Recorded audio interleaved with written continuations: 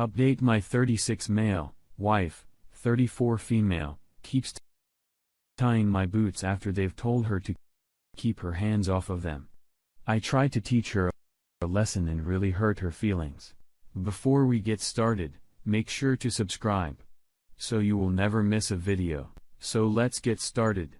Update: my 36 male wife, 34 female, keeps tying my boots after I've told her to keep her hands off of them.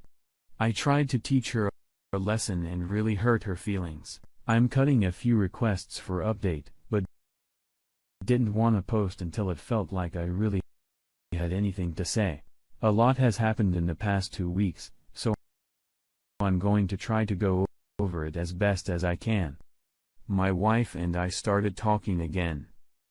We had a very serious conversation, and I did apologize for what I did to her wanting shoes, and then I told her I had to speak same truth, and I wanted her to promise me that she wasn't going to roll her eyes, interrupt me, scoff, or get sarcastic with me.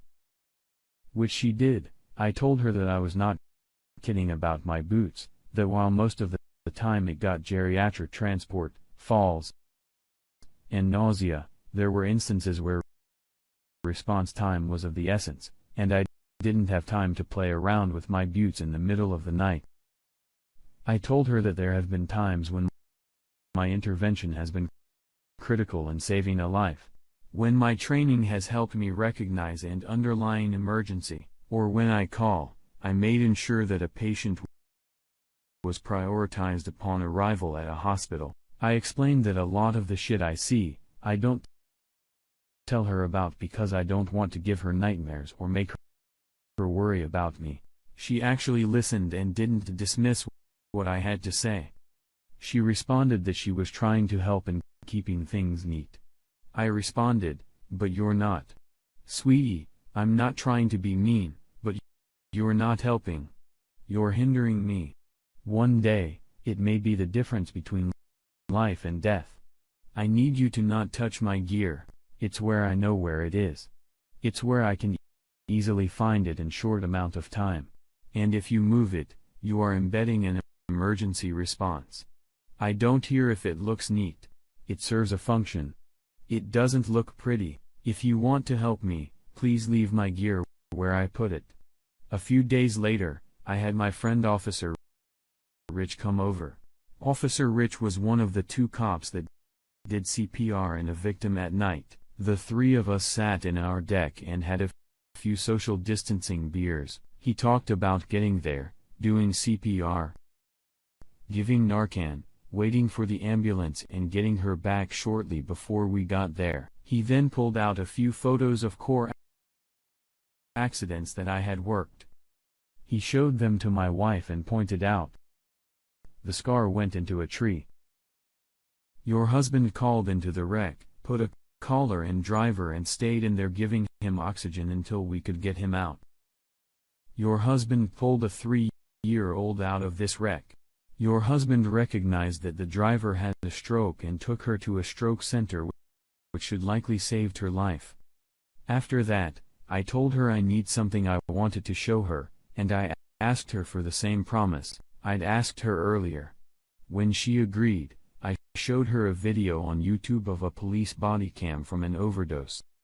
This video showed how critical time isn't getting someone back, and it's training someone goes through in order to give the drug, to CBR and utilize an AED.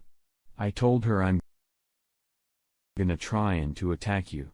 I don't want to have a fight, but I want you to understand what I go through. That I hope every colleague go on is transporting a boo-boo.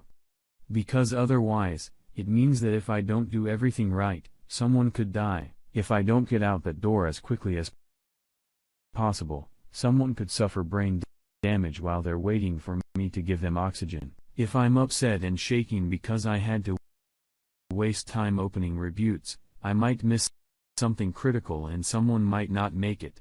She acknowledged that she understood and told me she hadn't really thought about the danger of what I do until the other night when she saw the photos of the wrecks. I told her that I think she has OCD and needs to see a therapist because it's hurting our marriage. I listed example of Earth's growing important things out, moving things without permission and messing with my gear. I offered to go together and said, I'd be willing to work in things together. After I pointed out a pattern, she agreed that it was time to speak to someone.